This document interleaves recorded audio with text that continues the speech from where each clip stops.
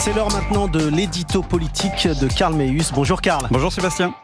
Ce matin, vous voulez revenir sur ce qui s'est passé à l'Assemblée nationale, notamment vendredi et samedi, quand les députés ont voté pour composer le bureau. Et vous nous dites que le spectacle donné par les élus de la nation a été affligeant. Oui, affligeant et le mot est faible. Heureusement qu'une partie des Français est en vacances, qu'une autre a la tête à la préparation de ses vacances et une troisième à celle des Jeux Olympiques. Sinon, que penserait-il du spectacle offert par les députés la semaine dernière ?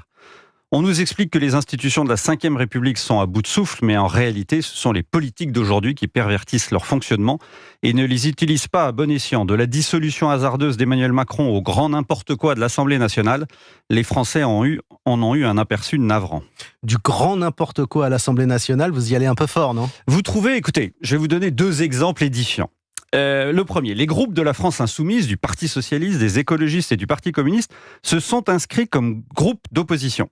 Ça ne manque pas de sel parce que leurs dirigeants expliquent aux Français depuis le 7 juillet qu'ils ont gagné les législatives, sont donc dans la majorité et qu'Emmanuel Macron doit en conséquence nommer l'un des leurs à Matignon.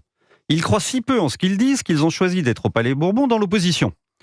Et donc, en toute illogique, Éric Coquerel, le député LFI, ancien président de la Commission des Finances, s'est fait réélire à ce poste. Or, ce poste, selon la Constitution, revient obligatoirement à un membre de l'opposition.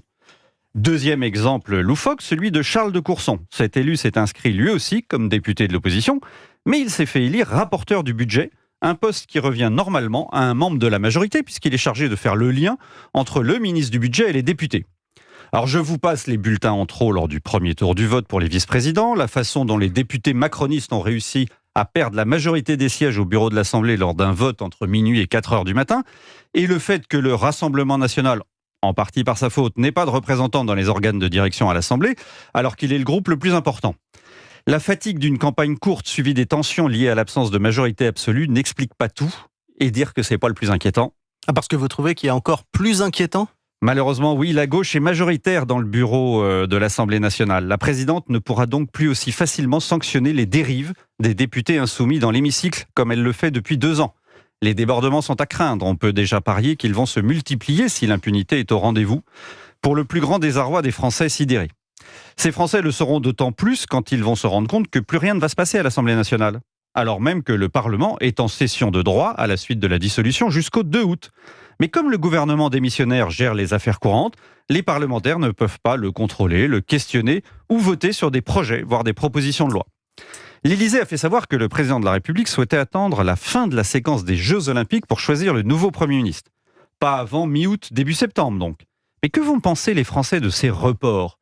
Le président leur a demandé de voter dans l'urgence de la dissolution après les européennes.